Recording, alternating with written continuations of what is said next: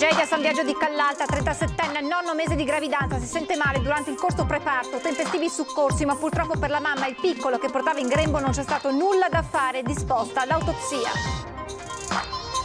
Si attendono nelle prossime ore le misure di Natale del governo, pressing di Zaia che chiede di anticipare i provvedimenti già questo fine settimana, altrimenti dice farò io. Sanità veneta e trevigiana sotto attacco per i numeri della pandemia, ma il direttore Benazzi non ci sta, restiamo un'eccellenza, presto altri 150 infermieri. Omicidio di San Giacomo, ha scelto di rimanere in silenzio davanti al GIP Giovanni Maria Cuccato, accusato dell'omicidio di Luciano Dallava, l'arresto è stato convalidato. Rissa tra due gruppi di giovanissimi ieri sera nel quartiere di San Zeno a Treviso, i carabinieri stanno ricostruendo l'accaduto e il sindaco Conte chiama in causa le famiglie. Un vero spettacolo musicale live con una band di 6 musicisti ad ascoltare il concerto, oltre 50 clienti seduti ai tavoli, la polizia ha fatto irruzione in un pub, spenta la musica e scattata la sanzione. Un nuovo sistema di incrocio delle banche dati messo a disposizione delle forze dell'ordine dalla Camera di Commercio di Treviso servirà a monitorare il rischio di illegalità aumentato con la pandemia. Telespettatori di Antena 3, buonasera e ben ritrovati con l'edizione trevigiana dei nostri telegiornali, edizione che si apre con la cronaca e con la tragedia che si è consumata a San Biagio di Callalta, mamma e il bimbo che portava in grembo morti per l'improvviso malore che ha colpito la donna ieri pomeriggio al corso preparto. Marina Lorenzon, 37 anni, si era candidato a sindaco di San Biagio nel 2013. Si era sentita male ieri pomeriggio poco dopo le 17, mentre, ormai al termine della gravidanza, seguiva il corso preparto al consultorio familiari di Via Pinelli a Treviso.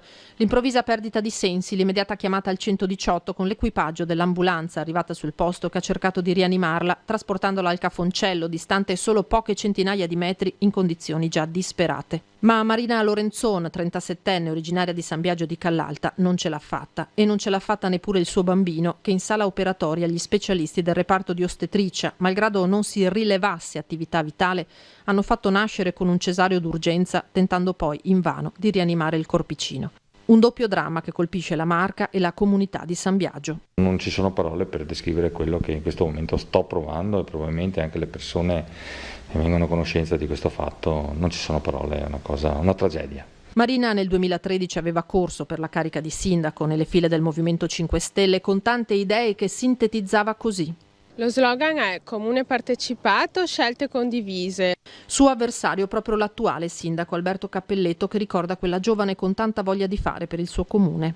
Sicuramente il mio ricordo viaggia a diversi anni fa, quando è stata anche lei candidata a sindaco per il nostro comune, quindi una persona che aveva voglia di fare, voglia di contribuire a quello che è la società con tutte le idee di una persona giovane che poteva portare nel nostro territorio con la voglia di vivere, con la voglia di fare. È stata un'emorragia interna a colpire Marina, causata da cosa? Sarà l'autopsia a stabilirlo. Il sindaco, che conosce bene i genitori della ragazza, residenti in via Rosmini, non ha ancora incontrato la famiglia, ma desidera portare la vicinanza di tutti i cittadini. Porterò questo cordoglio alla famiglia, mio, personale, ma dell'amministrazione, ma di tutta la comunità, perché era una persona che faceva parte della nostra comunità. Sono ore di attesa per le misure di Natale che dovrebbero essere annunciate tra stasera e domani. Il governatore Zaia ha chiesto al governo di anticipare i provvedimenti già per questo fine settimana, altrimenti, ha detto, farò io. Ci attende un gennaio difficile, ha aggiunto poi il governatore, intanto si sono superati 200.000 contagi da inizio pandemia. La posizione del Veneto è stata chiara, nel senso che nel mio intervento ho detto guardate, noi abbiamo necessità comunque di avere, delle misure, di adottare delle misure come Veneto, e ho anche detto guardate, noi abbiamo anche necessità di capire se si chiude questa partita nazionale, se no le adottiamo direttamente, visto considerato che il fine settimana si avvicina. Il pressing sull'esecutivo è iniziato già di prima mattina con una richiesta duplice: adottare restrizioni già in vista del weekend senza aspettare Natale e contemporaneamente provvedere a ristori immediati per le attività che dovranno rimanere chiuse. È incontrovertibile che ogni azione deve essere supportata dai ristori.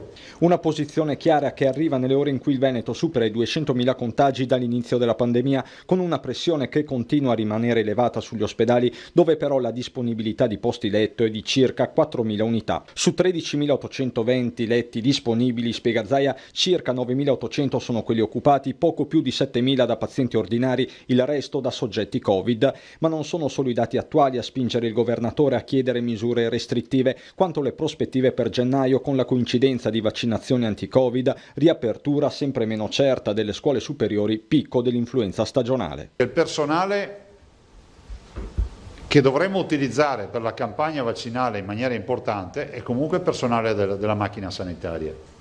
E pensate solo che se avremo ancora peso di Covid è lo stesso personale che comunque dovrà essere occupato per il Covid, e se arriverà l'influenza dovrà essere lo stesso personale che comunque dovrà essere occupato in parte anche per l'influenza nei ricoveri, nelle cure territoriali.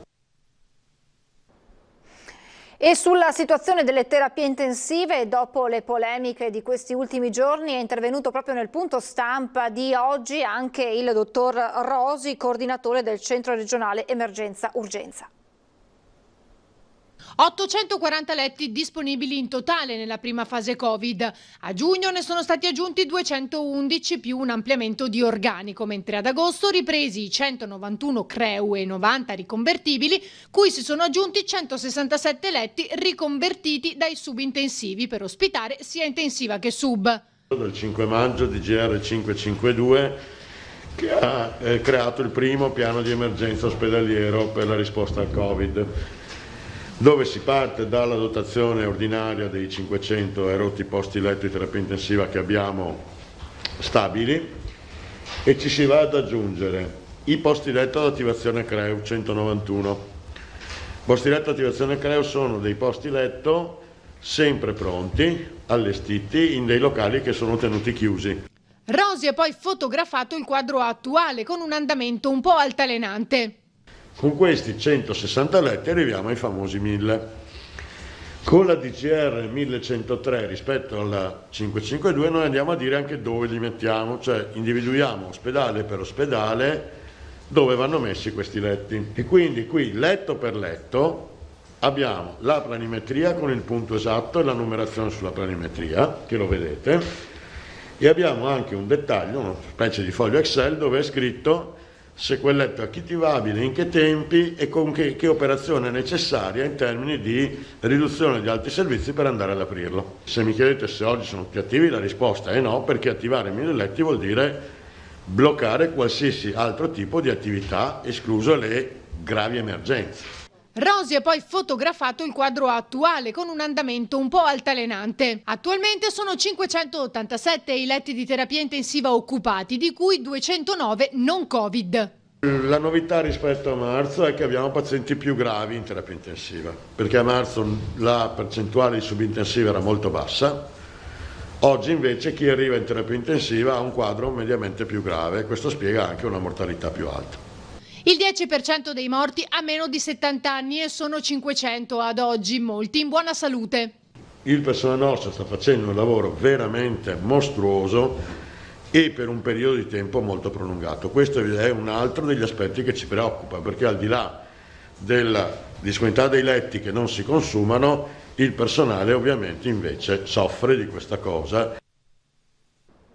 E sanità veneta sotto attacco su più fronti nel mirino, i numeri del contagio, il tasso di letalità e la pressione sugli ospedali. Ma il direttore generale dell'USL 2, Francesco Benazzi, non ci sta e dice: stiamo dando l'anima, il bersaglio è sbagliato. Il bersaglio è sbagliato da chi vuole attaccare la sanità veneta, perché la sanità veneta funziona, e continuo a ribadirlo, perché è gestita bene e soprattutto per i nostri operatori che sono bravissimi, e poi perché la Regione Veneto ha sempre privilegiato e ha dato tanto alla sanità, sia in termini di risorse, sia in termini di investimenti, sia in termini di tecnologie. È una difesa su tutti i fronti quella del direttore generale dell'ULSS 2 Benazzi, nei giorni in cui la sanità veneta e anche trevigiana finisce al centro delle polemiche pure nazionali regionali. Che la situazione sia dura nessuno lo nega, anzi, ma carte alla mano Benazzi sottolinea come i ricoveri ordinari vengano garantiti e come il tasso di letalità, per esempio, sia più basso che altrove. Treviso è più basso di altre province e anche a livello italiano. Abbiamo una punta più elevata ad Asolo, ma lo sapevamo. Si ridimensiona, illustra sempre Benazzi, il dato delle case di riposo, dove i positivi fra ospiti e operatori scendono sotto quota 500. Resta poi la macchina di tamponi, ben oltre i 5.000 al giorno. E noi rivendichiamo una sanità corretta, una sanità trasparente e una sanità che funziona. È chiaro, siamo in un momento difficile, ricordo a tutti che siamo in una pandemia. Ciò significa che effettivamente stiamo affrontando un pericolo bestiale. Pericolo bestiale che ha aumentato oggettivamente i carichi di lavoro, da qui la ricerca di nuovo personale. Con il prossimo avviso di Azienda Zero noi andremo a assumere 150 infermieri appunto per ripopolare le nostre fila. E siamo adesso alla cronaca. Ha scelto di rimanere in silenzio davanti al GIP Gianluigi Zulian. Questa mattina Giovanni Maria Cuccato, il 44enne, in carcere a Santabona con l'accusa di aver ucciso sabato sera a San Giacomo di Veglia il 72enne di Colle Umberto, Luciano Dallava.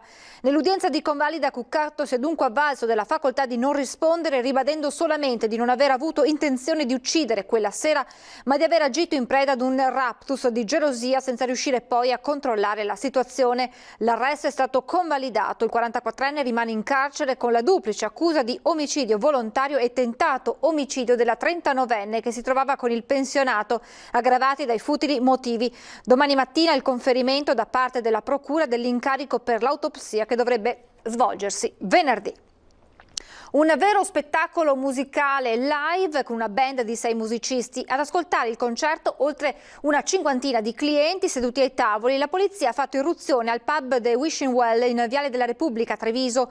Spenta la musica, gli agenti hanno identificato il gestore, a cui è stata contestata la violazione amministrativa prevista dall'ultimo DPCM dello scorso 3 dicembre concernente il divieto di svolgimento di attività da ballo e di intrattenimento negli esercizi pubblici, che prevede una sanzione pecuniaria sino a 1.000 euro. La contestazione verrà segnalata alla Prefettura di Treviso, che dovrà valutare l'eventuale irrogazione della sanzione accessoria di chiusura del locale, che va da un minimo di 5 giorni ad un massimo di 30 giorni. Grave incidente stradale poco dopo mezzogiorno a Villa d'Asolo. Un ciclista è stato travolto da un'auto ed è rimasto seriamente ferito. È stato trasportato in elisoccorso all'ospedale di Treviso. Si è temuto il peggio ad Asolo. Intorno alle 12:30 di oggi un ciclista di 52 anni del posto è stato investito da un'auto che sopraggiungeva alle sue spalle, venendo sbalzato dalla sella e finendo rovinosamente sull'asfalto. L'incidente in via Cavin dei Cavai, in località Villa d'Asolo. Secondo una prima ricostruzione del sinistro, il 52enne stava effettuando una svolta a sinistra, della quale evidentemente il conducente della vettura non si è accorto. L'auto ha quindi travolto la bicicletta, facendo finire a terra il ciclista. Immediata la chiamata ai soccorritori. Vista la gravità della situazione, sul posto è giunto in pochi minuti l'elisoccorso di Treviso Emergenza, insieme ai sanitari del SUEM di Crespano e a un'ambulanza proveniente da Castelfranco Veneto. Il ferito è stato stabilizzato sul posto e trasportato quindi in elicottero all'ospedale Cafoncello di Treviso, dove, vista la delicata situazione, la prognosi è per ora riservata. Ci fermiamo adesso per qualche istante di pubblicità, tra poco.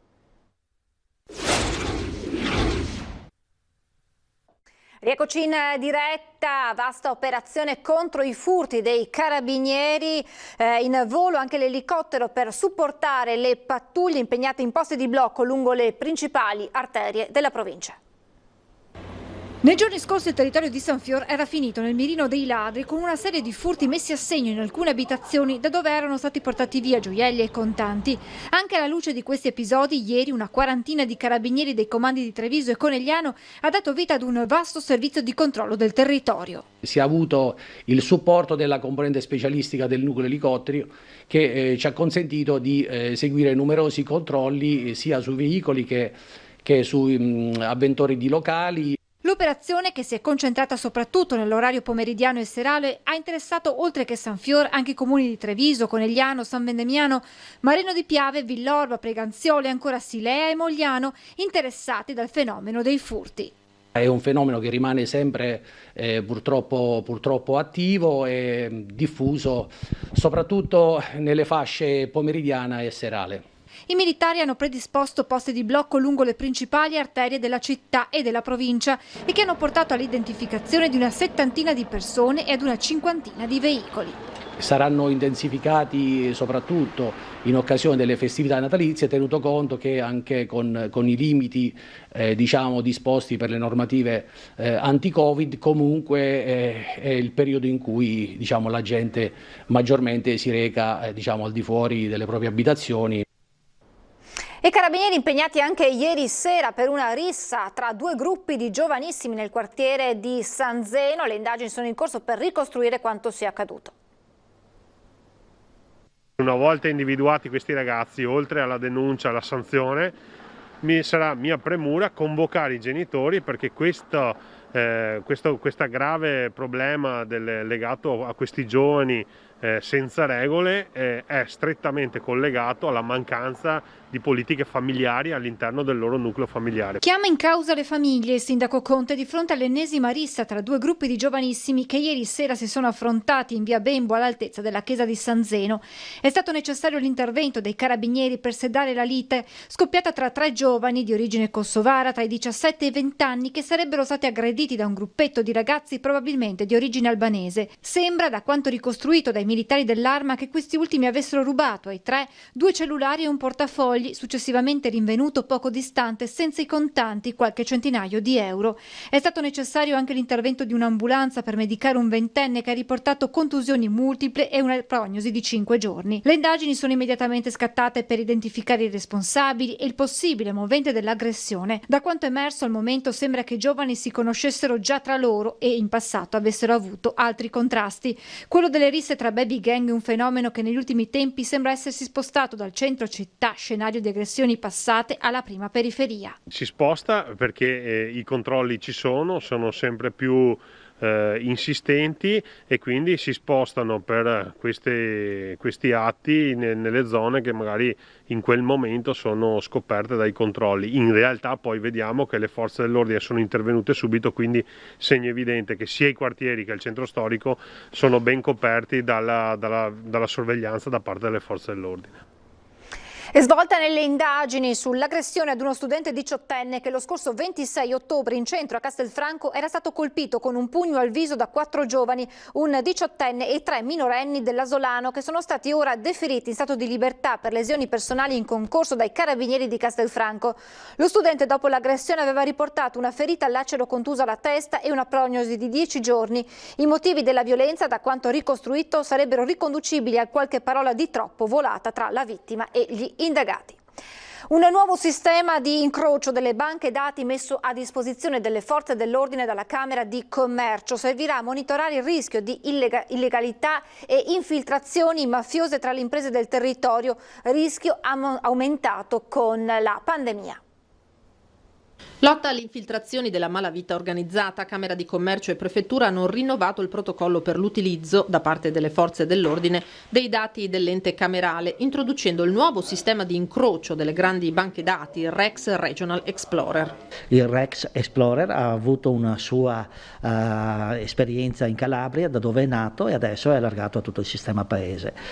Come sistema camerale noi riteniamo che sia indispensabile che le forze dell'ordine siano dotate di strumenti per capire e verificare che nel nostro territorio non si infiltrano soggetti con brutte intenzioni. È importantissimo perché sappiamo benissimo che la situazione è critica sotto tutti gli aspetti. Se già prima del Covid l'attenzione rispetto al fenomeno delle infiltrazioni mafiose nel territorio era aumentata, con la crisi legata alla pandemia la guardia va ulteriormente alzata. È uno strumento importante sia da un punto di vista, diciamo così, di prevenzione di quelle che possono essere infiltrazioni della criminalità nel settore economico, ma anche di sostegno alle aziende che possono, come dire, avere sempre, interfacciandosi con la Camera di Commercio, indicazioni ed elementi per sfuggire a quelli che possono essere pericolosi incroci o pericolose proposte. Il confronto tra dati, un tempo addirittura cartacei, viene velocizzato e reso più efficiente. Gli alert che Rex potrà fornire agli inquirenti sono diversi.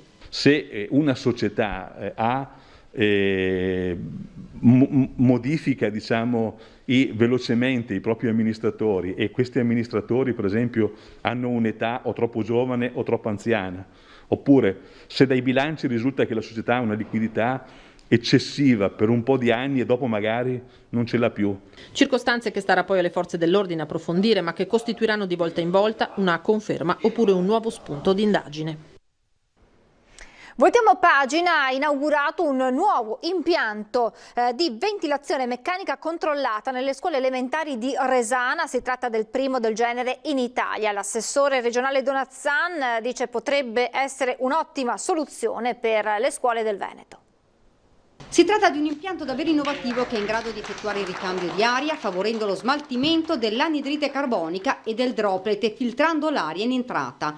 Non solo, ma allo stesso tempo recupera il 90% del calore dall'aria calda in uscita. Un ricambio continuo che consentirà di avere un ambiente sano per i ragazzi, ha spiegato il sindaco di Resana Stefano Bosa.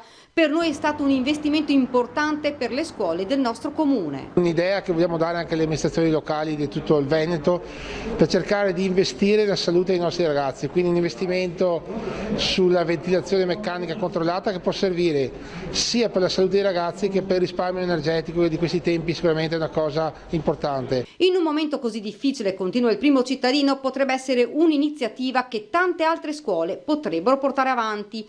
Ora l'impianto e i dati dell'area saranno monitorati costantemente.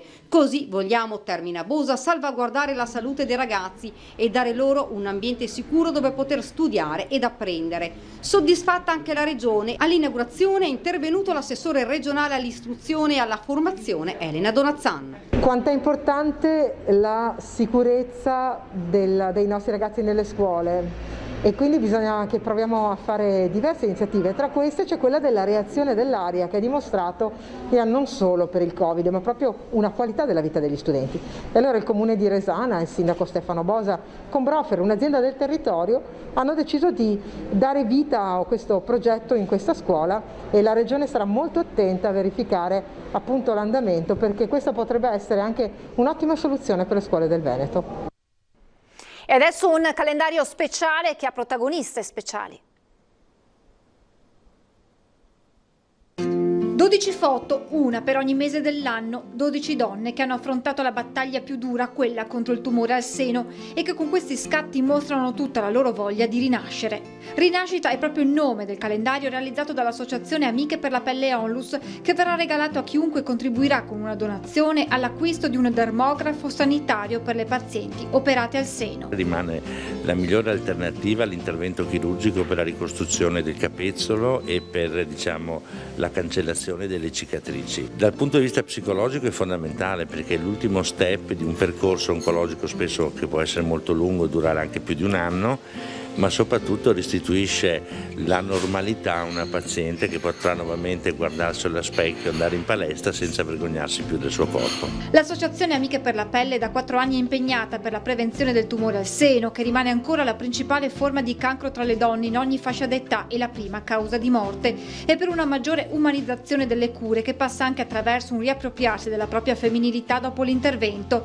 Il macchinario per la dermopigmentazione va proprio in questa direzione. Quando anch'io ho avuto per la mia malattia l'asportazione del capezzolo, con questa macchina ho potuto riavere un minimo di benessere e un minimo di riacquistare quello che è la fiducia in te stessa. Le pagine del calendario ritraggono queste modelle guerrieri insieme ad alcuni artigiani di Venezia per un messaggio di rinascita che accomuna le donne e una città che tenta di rialzarsi dopo l'acqua granda e la pandemia. Noi volevamo veramente mettere insieme queste due realtà, le nostre donne che rinascono e far rinascere Venezia attraverso questo artigianato e far riscoprire questo artigianato e quest'anima.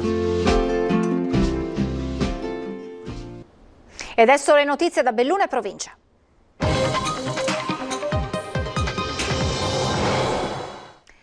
Si lavora alla Cremente per organizzare il servizio di trasporto scolastico alla ripresa delle lezioni, al momento ancora confermata per il prossimo 7 gennaio. Il tema è di stretta attualità. La ripresa delle lezioni in presenza ha mobilitato le istituzioni e le aziende di trasporto pubblico. Lo sforzo è collettivo per conciliare le norme previste dal DPCM e la disponibilità dei mezzi. È un tema molto difficile anche perché dobbiamo conciliare le esigenze della scuola, quelle ovviamente del TPL, quindi di Dolomiti Bus. Dovremo riempire i pullman almeno con al massimo il 50% e cercare di portare i ragazzi a scuola al 75%. Si lavora alacremente al tavolo della prefettura, nominata dal Ministero dell'Interno, ente coordinatore di questa operazione. La provincia è di supporto assieme a Dolomiti Bus. Stiamo anche valutando la possibilità di coinvolgimento dei privati in questa operazione, che è molto complicata, soprattutto perché c'è bisogno di molti più mezzi di quelli che ovviamente necessitano normalmente. Il nuovo DPCM ha ricalibrato il coefficiente di riempimento massimo dei mezzi pubblici del trasporto locale e del trasporto ferroviario regionale, riducendolo a una soglia non superiore al 50%, detto limite che sostituisce quelli diversi previsti nei protocolli e nelle linee guida vigenti, deve conciliarsi con la ripresa totale dell'attività didattica in presenza e le difficoltà non mancano, specie sul fronte della sicurezza. Siamo partiti da tre, scenari: 100% a scuola in presenza, 80% e 50%. Ovviamente il 75% imposto dal DPCM ci ha un po' spiazzato, quindi stiamo cercando di studiare delle soluzioni che imporranno dei pullman aggiuntivi sicuramente. E poi c'è un altro problema, quello del piazzale della stazione di Belluno, nel senso che con tanti pullman potrebbe creare dei problemi di sicurezza che anche questi dovranno essere valutati. Le festività natalizie non incideranno sull'attività dei drive-in tamponi predisposti da ULSS Dolomiti, che continueranno la loro attività. 6 tamponi molecolari al giorno ogni 1000 abitanti, una proporzione che è il doppio della media regionale, che pone l'ULSS Dolomiti al vertice in Veneto nella classifica che valuta sia il rapporto tamponi molecolari abitante che quello relativo ai test antigenici abitante. Un'attività imponente che rappresenta uno degli strumenti importanti per governare l'epidemia e che consente di isolare i soggetti potenziali veicoli di infezione. I numeri complessivi ad oggi sono veramente imponenti, sono circa 160.000 tamponi molecolari effettuati da febbraio, mentre i tamponi rapidi antigenici sono circa 68.000. I drive-in tamponi ad accesso libero dell'ULSS Dolomiti saranno in attività anche durante le festività natalizie. Dalle 19 di sabato prossimo il drive-in di Belluno Sagrogna sarà temporaneamente spostato all'ospedale San Martino e sarà attivo tutti i giorni fino al 10 gennaio. Vista la diffusione dei contagi, è stato potenziato il drive-in di Agordo, mentre sono state aggiunte sessioni di tamponi ad accesso libero anche a Cortina. I drive-in di Feltre e Tai di Cadore continueranno ad operare tranne che nelle giornate festive. Gli orari sono disponibili nel sito di ULSS Dolomiti. Ai drive-in è necessario presentarsi in auto muniti di mascherina e tessera sanitaria magnetica. In caso di test antigenico rapido il referto viene consegnato sul posto dopo circa 20 minuti. In caso di tampone molecolare viene inviato un SMS con i codici per lo scarico del referto, che di regola è disponibile dopo 48-72 ore. Siamo alla rubrica Il tuo presepe. Questa sera vediamo le creazioni di Bruno e Gianna Stocco da Resana, della famiglia Cester di Oderzo, Noemi Soligo di Oderzo e Gianfranco Barabino da Carbonera. Oh, the weather outside is frightful, but the fire is so delightful. Since we've no place to go, let it snow, let it snow, let it snow. It doesn't show signs of stopping, and I brought some corn for popping. The lights are turned down low. Let it snow, let it snow, let it snow. When we finally kiss goodnight, how I'll hate going out in the storm. But if you'll really hold me tight, all the way home I'll be warm. The fire is slowly dying, and my dear, we're still goodbying. Ciao, sono Gianfranco di Carbonera. Questo è il mio presepe costruito interamente a mano.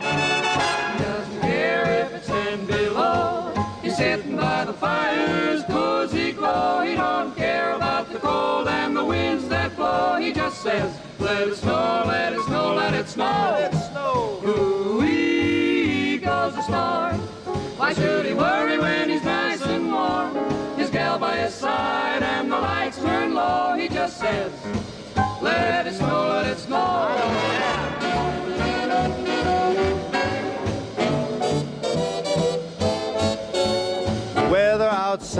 is frightful, but that fire is delightful. Since we've no place to go, let it snow, let it snow, let it snow. Ed è tutto, siamo in chiusura, vi lascio le previsioni del tempo, grazie per essere stati con noi, buona serata.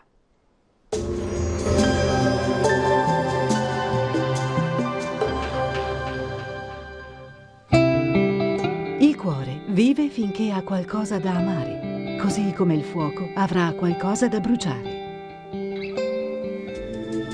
Benvenuti al meteo. Tempo tutto sommato buono sul nostro territorio, sarà in genere asciutto anche se a dire il vero il sole non si farà molto vedere. Vediamo insieme il dettaglio di giovedì 17 dicembre. Sul Veneto, in qualche valle prealpina e soprattutto in pianura saranno presenti parecchie nubi basse e nebbie in parziale sollevamento durante le ore diurne. In montagna cielo parzialmente nuvoloso, qui non si escludono delle schiarite al pomeriggio, precipitazioni comunque assenti. Temperature stazionarie minime tra lo 0 e i 4 gradi, i valori massimi compresi invece tra i 7 e i 10 gradi all'incirca. Ci spostiamo ora sul Friuli Venezia Giulia, anche qui avremo molte nubi con cielo in prevalenza nuvoloso o molto nuvoloso, ma senza fenomeni degni di nota, locali rasserenamenti sui rilievi. Temperature minime tra 2 e 8 gradi, massime sui 9-12 gradi. Uno sguardo infine alla situazione del Trentino Alto Adige, qui la situazione vedete sarà differente con ampio soleggiamento ovunque, solo con qualche foschia mattutina. Temperature minime intorno allo 0 e 3 gradi, massime sui 7-8 gradi all'incirca. Dal meteo di Antenna 3 per ora è tutto, grazie per l'attenzione, arrivederci al prossimo aggiornamento.